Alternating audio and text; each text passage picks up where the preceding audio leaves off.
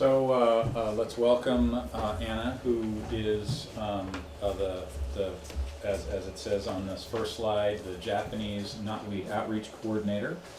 She's part of the Marin Knotweed Action Team, and she's here to give us a great presentation. I also live in San Geronimo. I probably should join the planning group at some point officially. But yeah, so I work for UC Cooperative Extension, and I just recently was hired this past January as part of the Marin Knotweed Action Team. There's been ongoing work in the valley, and I'll point to this. So the Marin Knotweed Action Team is made up of a conglomerate of different local land management organizations, the Marin Resource Conservation District, the County of Marin, Marin County Parks, and then UC Cooperative Extension. Our role is to be a sort of independent third party that isn't a land management agency, but that is interested in educating people about natural resource issues. And the action team officially sort of came together last year, and that was when the private landowners were first alerted to Japanese knotweed on their property through an initial letter campaign that was followed up this spring. I sent more letters out, and now I'm knocking, and I'll be attempting to phone people as well with phone lists. So here is a San Geronimo Creek picture of Japanese knotweed, so it is here. That is a small stand by some of my experience throughout the surveying so far this spring and early summer.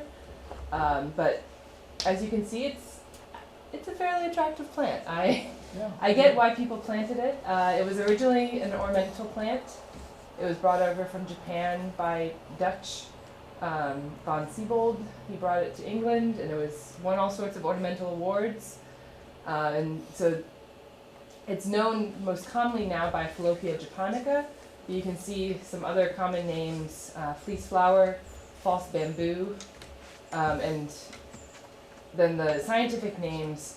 The Polygonum cuspidatum is the buckwheat family, and then Falloppia japonica is sort of a separate subset within that buckwheat family. So if anyone's familiar with buckwheat and has ever grown it in an agricultural setting, if you let it go to seed, you're going to have buckwheat in your field forever, and that's sort of a similar thing. Oh. And so this is what it looks like when it comes up in the spring initially.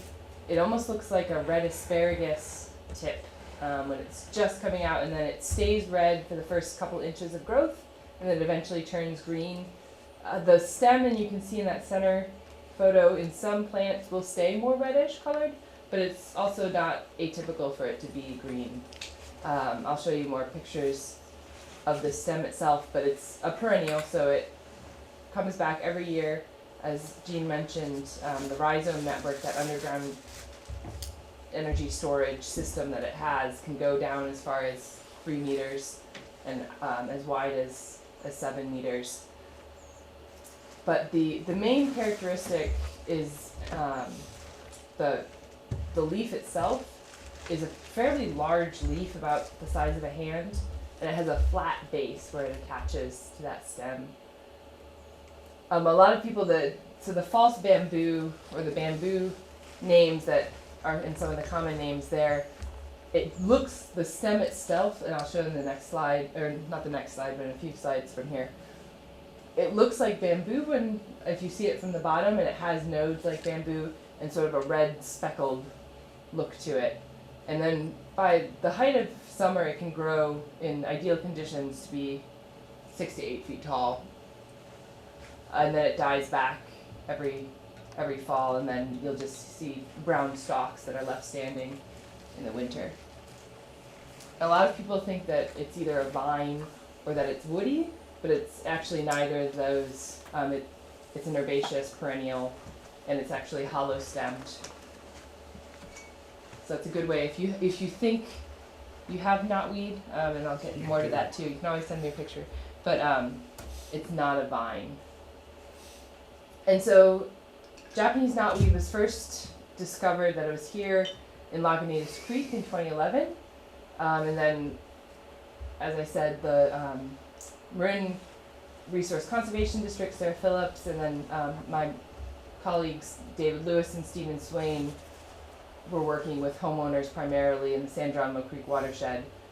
Because those are the private landowners, obviously the work that's being done in Lagunitas Creek is state and national park land, and so they are managing for Japanese knotweed in those areas, but it doesn't do much good if we're not working from a holistic watershed approach. And so it was important. We knew that there was pockets in San Geronimo Creek, and that those pockets would also need to be eradicated. So here's some more pictures of this. This is full glory. I don't actually know where this photo came from, but the priority one, so it's a Class A noxious weed in, that's determined through a variety of criteria, including economic impact, and one, the fact that we don't have a lot of it in the state of California already.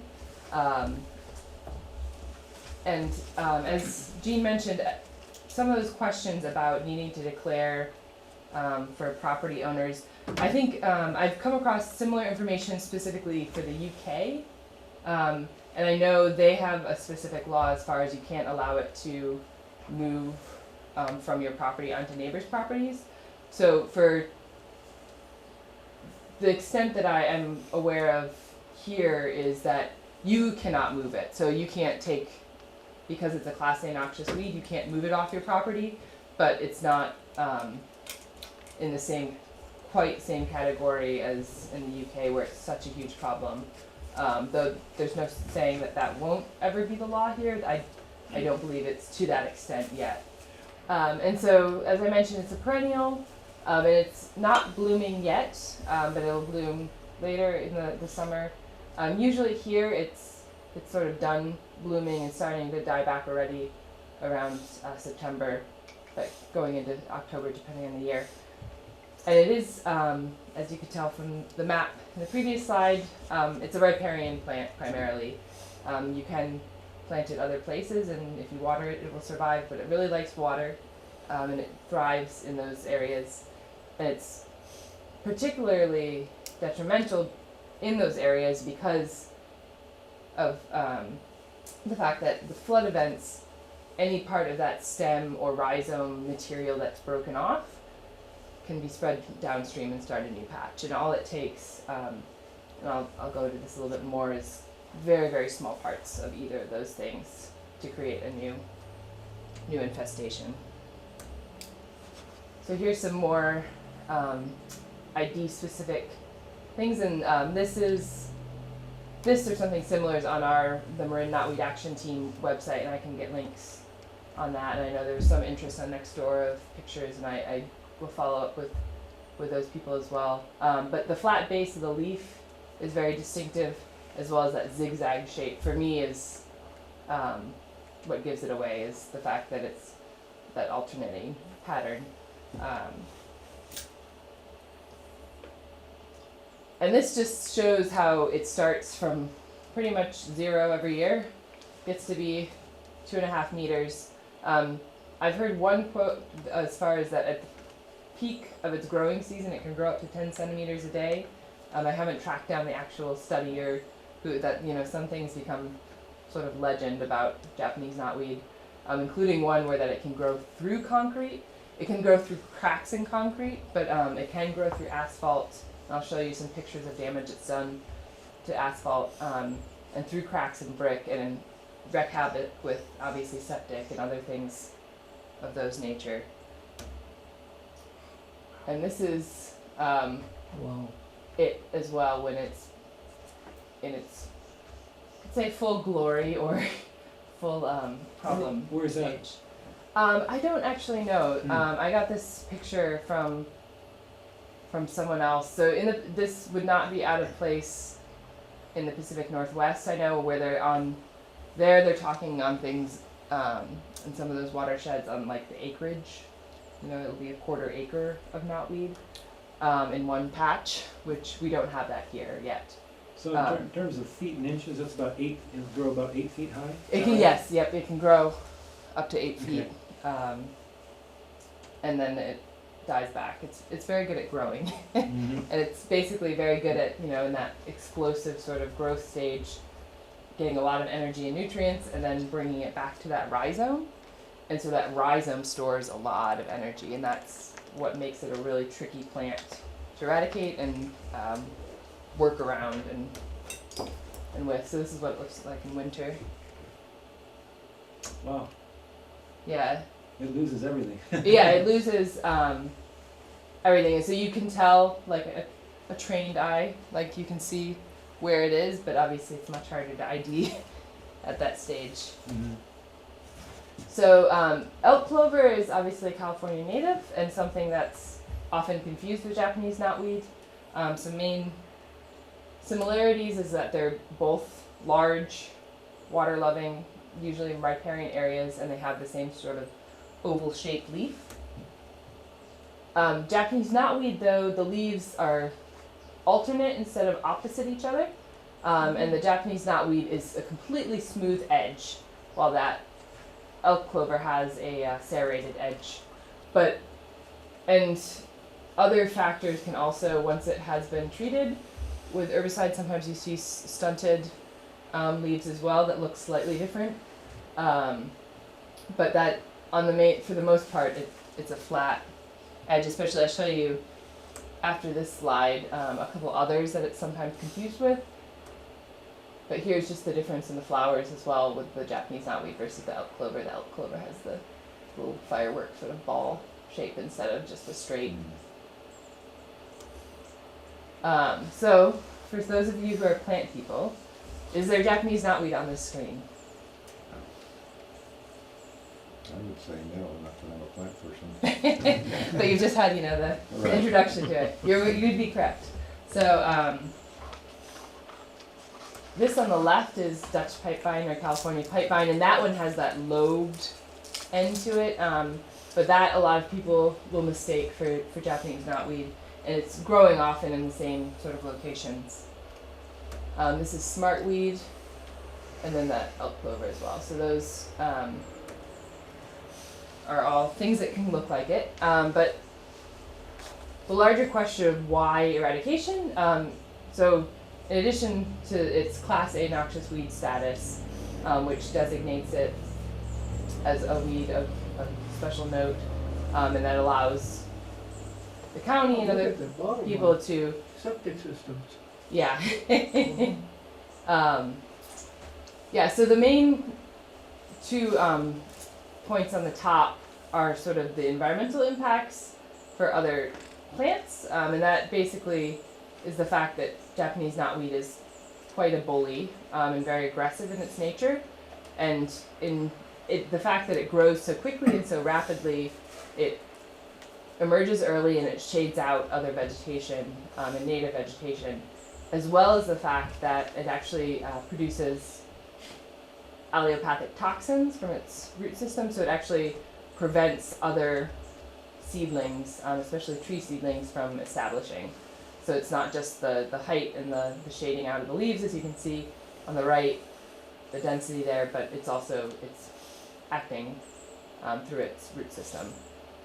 And then the next 2 points are something, in this, especially the San Geronimo Creek and the Lagunitas Creek, has such a special place in the fact that the coho and the steelhead salmon are here. And the fact that the root system is not great at holding spring banks directly impacts those fish through increased sedimentation in streams, which we all know is bad. And the other thing that in preventing those seedlings and other native vegetation from establishing is it eventually reduces food supply for juvenile salmon in the spring, especially things that it doesn't overhang in the same manner that a tree or willows or that sort of thing would do, and so you lose some of that leaf litter that's falling in to the stream, and it's a different type of leaf than some of the benthic macroinvertebrates and other stream critters might prefer to be eating, and then the salmon would be eating. And then last but not least, which for the property owners I think is the biggest one, is it can cause substantial property damage. And I'll have a few slides that show some of those instances. But, so the sort of question around eradication is there's a lot of weeds that we don't have the opportunity to eradicate just because they're too far gone.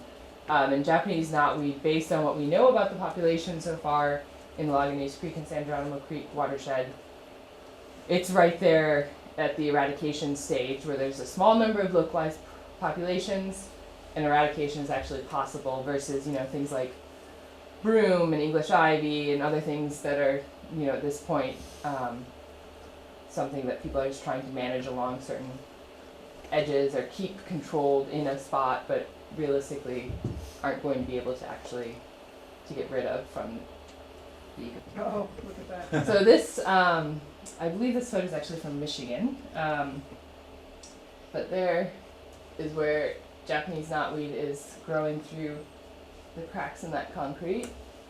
And here, these are UK pictures.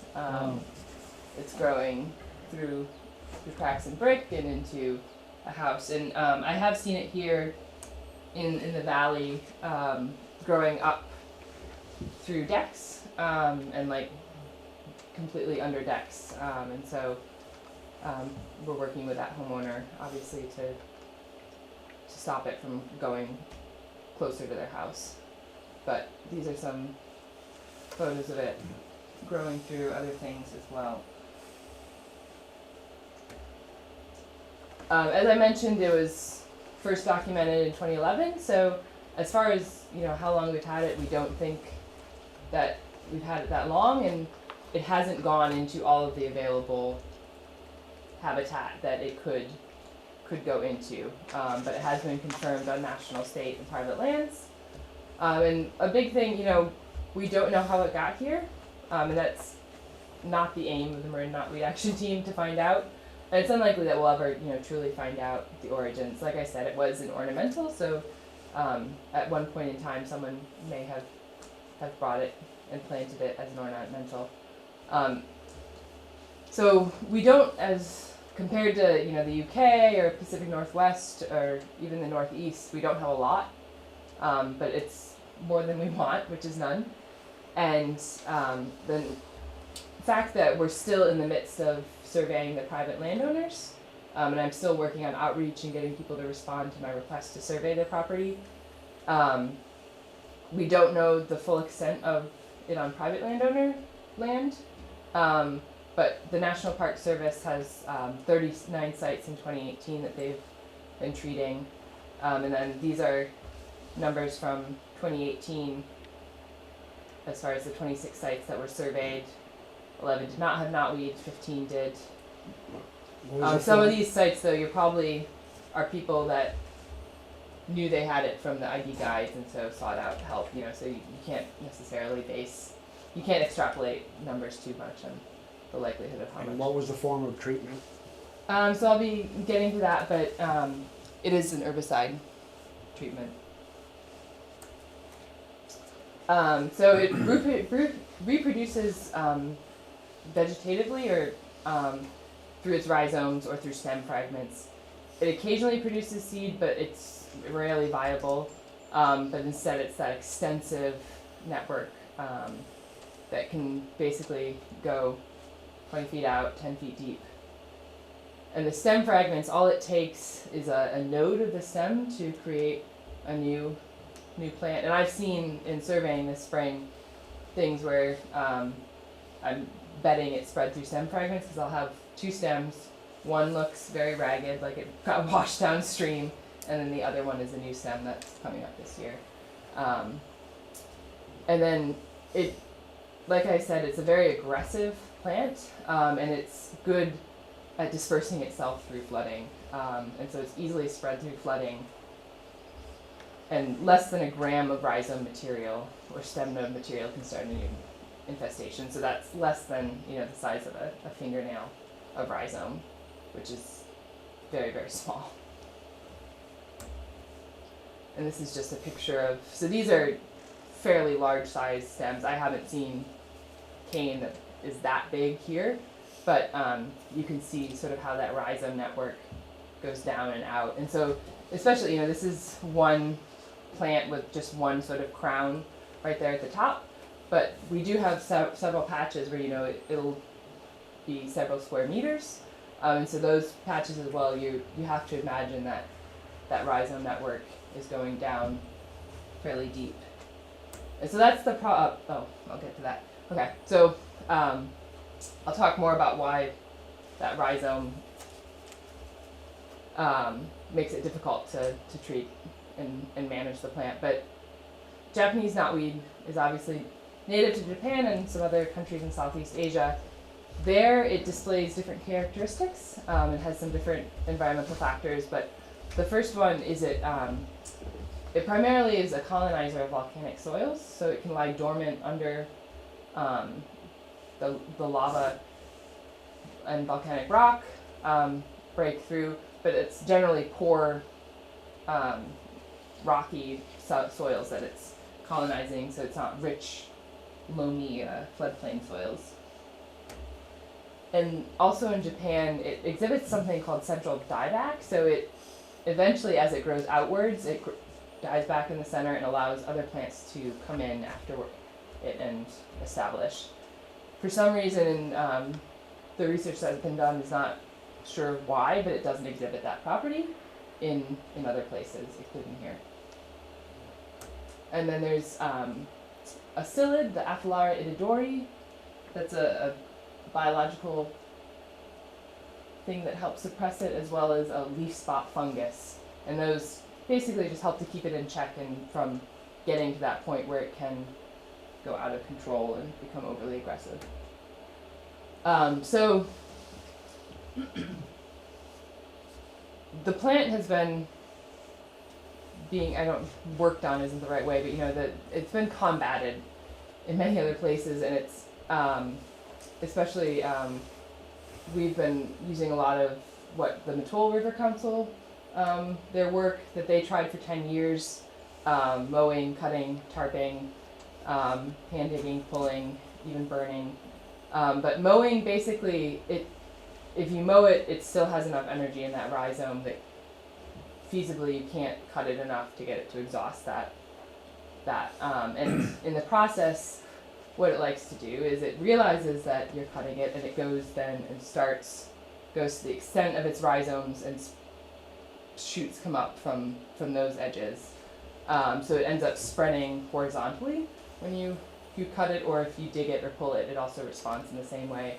As well as with tarping, it'll either grow through a tarp or extend to the edge of the tarp. And with mowing as well, there's always a chance that any plant material is strewn somewhere else and starts a new patch. Burning, once again, the same thing with the cutting is the burning doesn't actually affect those rhizomes. And so what has been shown to be most effective is complete removal of soil and rhizomes. So people who are building on brand new lots in the UK, that's often, part of their thing is that they either have to cap it or they have to remove it completely.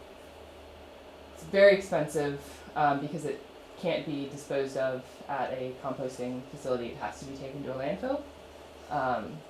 And it's also not feasible on stream banks where sedimentation is already an issue and land is at a premium.